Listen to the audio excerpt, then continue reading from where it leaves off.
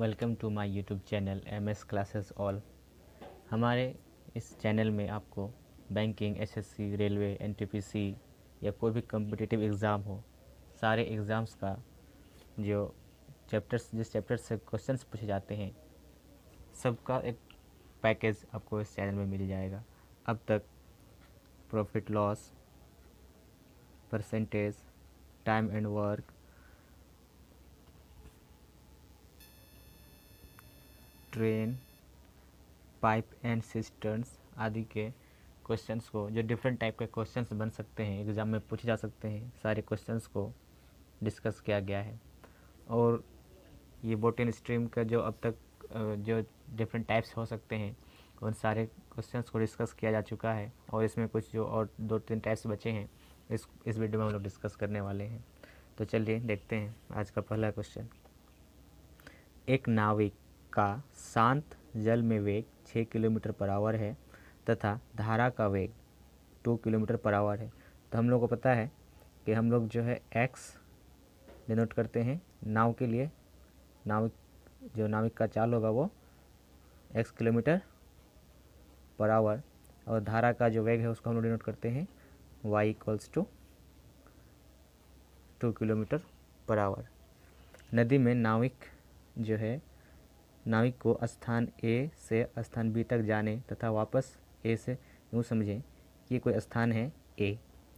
नाविक यहाँ से चलना शुरू करता है और जाता है कहाँ तक, स्थान B तक। यहाँ तक गया और फिर क्या किया, यहाँ से वापस फिर इस स्थान में आ जाता है।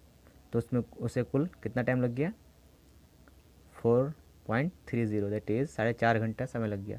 तो दोनों के बीच की दूरी बताना है। तो मान लेते हैं दोनों के बीच की दूरी d है। तो यहाँ पर क्या बता रहा है कि आने जाने में जो लगा समय है वो 4.5 घंटा है। दैट इज़ आने प्लस जाने में जो टाइम लगा वो कितना है, 4.30 आवर। दैट इज़ इसको अगर बात किया जाए ए से बी तक जाने में, तो एक तरफ तो ये डाउन स्ट्रीम होगा, एक तरफ अप स्ट्रीम होगा। सपोज करते हैं कि धारा भी इधर बह रही है और नाव भी इधर जा रही है, तो इस केस में डाउन स्ट्रीम होगा। और डाउन स्ट्रीम के केस में जो वेग होगा, रिजल्टेंट वेग जो होगा नाव का, वो क्या हो जाएगा, x प्लस वाई। और जब अप स्ट्रीम होगा, नाव इधर जा रही है, करंट इधर बह रही है, तो उस केस में क्या हो जाएगा, अप स्ट्रीम के केस में जो रिजल्टेंट स्पीड हो जाएगा वो ये हो जाएगा x माइनस वाई। अब हमें क्या पता है, यहाँ पर आने का टाइम और जाने का टाइम 4.5 घंटा है। तो आने का टाइम क्या हो जाएगा, ये समझे कि जाने का टाइम और आने का टाइम हम कैसे निकालेंगे। तो टोटल डिस्टेंस बाय स्पीड करते हैं तो हमें क्या मिल जाता है, x plus Y plus D upon X minus Y. यानी कि सेम दूरी यहाँ से यहाँ तक जाने में मान लेते हैं हमें कितना टाइम लगा, तो ये टाइम लगा, और फिर जब वापस आए तो हमें इतना टाइम लगा, वो समझ लें। तो दोनों जो आने जाने का जो टाइम है वो कितना का है, 4.5 घंटा। इसको हम फ्रैक्शन में चेंज कर लेते हैं, 9/2 किलोमीटर। 4.5 को हम लोग 9/2 लिख सकते हैं। अब यहाँ से हम इसको सॉल्व कर लेंगे तो हमें जो है एक्स और वाई तो मालूम है पहले से। दैट यहाँ पर क्या हो जाएगा, एक्स प्लस वाई करेंगे 6 और 2 8 d/8 प्लस यहाँ पे x माइनस वाई करेंगे 6 minus 2 that is d/4 equals to क्या हो जाएगा, 9/2। अब जब इसको सॉल्व करेंगे तो हमें यहाँ से d यानी a और b के बीच का जो दूरी होगा मालूम चल जाएगा। तो यहाँ पे क्या हो जाएगा, एलसीएम लेंगे 8 होगा, और 8 1 जा 8 दैट इज़ d प्लस यहाँ पर 2d अपॉन 8 इक्वल्स टू 9/2। ये और कट जाएगा 4, 2 और 1 कितना हो जाएगा, 3d इक्वल्स टू 36। ये 9 चौके 36, और यहाँ से कट जाएगा तो ये हो जाएगा 12। दैट इज़ d का जो वैल्यू है वो आ जाएगा 12। डिस्टेंस है तो यहाँ पर हो जाएगा किलोमीटर, यानी कि a से b तक का जो दूरी है वो कितना है, 12 किलोमीटर। चलिए अगला टाइप देखते हैं क्वेश्चन का। शांत जल में एक नाव 13 kilometre per hour, that is नाव की स्पीड हम लोग हमेशा x से डिनोट करते हैं। तो x equals to 13 kilometre per hour हो जाता है। तथा धारा का जो वेग है, दैट इज़ करंट का जो वेलोसिटी है वो क्या है, y equals to 4 kilometre per hour. तो यहाँ पर बोल रहा है धारा के अनुकूल 68 किलोमीटर दूरी तय करने में इसे कितना समय लगेगा। धारा के अनुकूल दैट इज़ डाउन स्ट्रीम की बात हो रही है। डाउन स्ट्रीम कितना तय करना है 68 किलोमीटर। तो आपको पता होना चाहिए दूरी तय करना, समय दैट इज़ टाइम क्या लगेगा। तो टाइम इक्वल्स टू हो जाएगा डिस्टेंस बाय स्पीड। तो यहाँ पे हो जाएगा डिस्टेंस कितना है 68 किलोमीटर।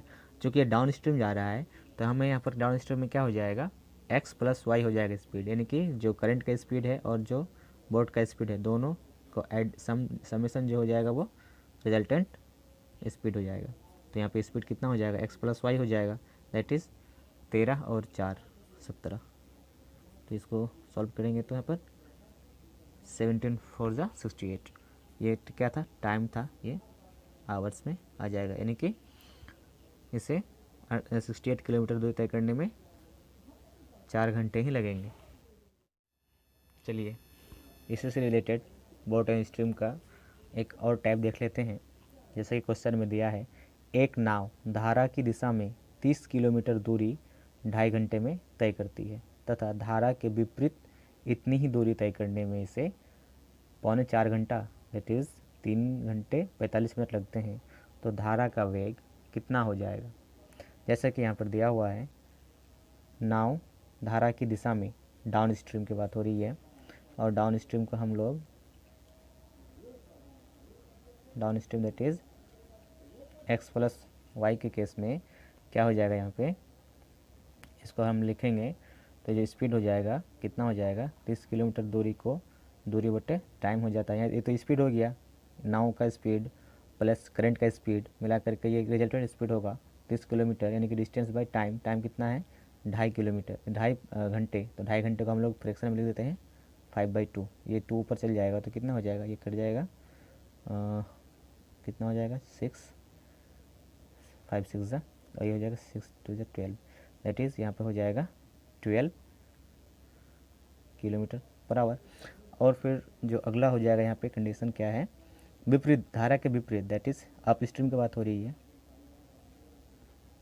अप स्ट्रीम का केस में क्या हो जाएगा, यहाँ पे x माइनस वाई होगा और x माइनस वाई इस केस में दूरी कितना है उतना ही है, यानी कि 30 किलोमीटर ही है इसमें भी। तो 30 किलोमीटर को चलने में कितना टाइम लग रहा है 3 घंटा 45 मिनट। हम इस तरह लिख सकते हैं 3 घंटा और 45 मिनट को हम लिख सकते हैं 3/4। तो ये 4 3 12 3 15/4। इसको हम फ्रैक्शन में चेंज करेंगे तो कितना हो जाएगा 15/4। तो इसको हम चेंज कर लेते हैं 15/4 में 4 ऊपर चल जाएगा, 15 दूनी 30 और ये 2, यानी कि ये 2 मल्टीप्लाई हो जाएगा, ये नीचे से ऊपर चल जाएगा तो हो जाएगा, आप इसको यूँ समझें 30 गुना 4/15, ये 4 नीचे का जो है वो ऊपर चल जाता है, 15 दूनी that is 8 kilometre per our, यानी कि डाउन स्ट्रीम 12 किलोमीटर प्रति घंटा और अप स्ट्रीम में 8 किलोमीटर प्रति घंटा का स्पीड होगा। निकालना क्या है धारा का वेग।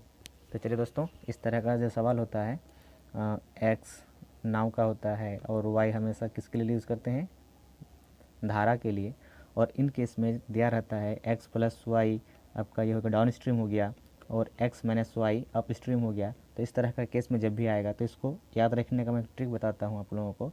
मान लेते हैं यहाँ पर कुछ c है या d है, इसका दिया हुआ रहता है, तो हमें निकालना क्या है y और x, इसमें से कुछ भी पूछा जा सकता है। x या मतलब नाव का चाल पूछ दे या फिर जिस तरह यहाँ पर पूछ दे धारा का वेग, तो हमको जिसको निकालना है उसको रखना है सेफ, बाकी को कटा देना होता है। तो यूँ समझें इसको, इक्वेशन को हमको ये बचाना है, इसको y को बचाना है। तो हम क्या करेंगे, इसको सब्ट्रैक्ट कर देंगे, तो ये सब्ट्रैक्ट करेंगे, ये कैंसिल हो जाएगा, ये प्लस हो जाएगा, साइन चेंज हो जाएगा, तो यहाँ पर क्या हो जाएगा 2y, तो यहाँ पर क्या हो जाएगा c प्लस डी, और ये जो 2 इधर आएगा तो बाई 2 हो जाएगा। तो आप फार्मूला को इस तरीके से भी याद रख सकते हैं। इसी तरह अगर हमें नाव का चाल पूछ देता तो हम क्या करते, सिर्फ ऐड कर देते, it is x plus Y, जैसे कि यहाँ पर दिया हुआ है, आया हुआ मेरा 12 और यहाँ पे आया हुआ है x minus Y equals to 8। तो हमें अगर सिर्फ ये नाव का चाल निकालना होता तो हम क्या करते, इसको ऐड कर देते, तो मेरा क्या आता, ये 2 ये कट जाता 2x होता, और यहाँ पर 8 20 इधर का 2 इधर आ जाता तो 10 हो जाता, दैट इज़ मेरा एक्स क्या आ जाएगा, 10 आ जाएगा, 10 किलोमीटर पर आवर। लेकिन हमें निकालना क्या है यहाँ पे, स्ट्रीम का निकालना है, करंट का स्पीड निकालना है। तो हम क्या करेंगे यहाँ पे, X plus Y equals to 12, X minus Y equals to 8। तो हमें यहाँ पर करना क्या है, सब्ट्रैक्ट कर देना है। तो ये कट जाएगा 2y, यहाँ पर हो जाएगा 12 में से 8 घटेगा 4, ये हो जाएगा, कट जाएगा, तो y equals to 2 kilometre per hour. तो इस तरह से हम लोग जब क्वेश्चन बनाते हैं तो याद सीधा रखने के लिए हम लोग क्या करते हैं कि अप स्ट्रीम दिया हुआ रहता है, that is X minus Y दिया हुआ रहता है, डाउन स्ट्रीम दिया हुआ रहता है एक्स प्लस वाई। तो हमें उस वक्त जब मालूम करना होता है कि नाव का चाल मालूम करना है, तो क्या हो जाता है, हम लोग कहते हैं ना कि डाउन स्ट्रीम दैट इज़ धारा की दिशा में दिशा प्लस विपरीत दिशा बाय 2। तो यहाँ पर दिशा कहने का मतलब हो गया एक्स प्लस वाई, और प्लस विपरीत दिशा में क्या होता है, एक्स माइनस वाई बाई 2।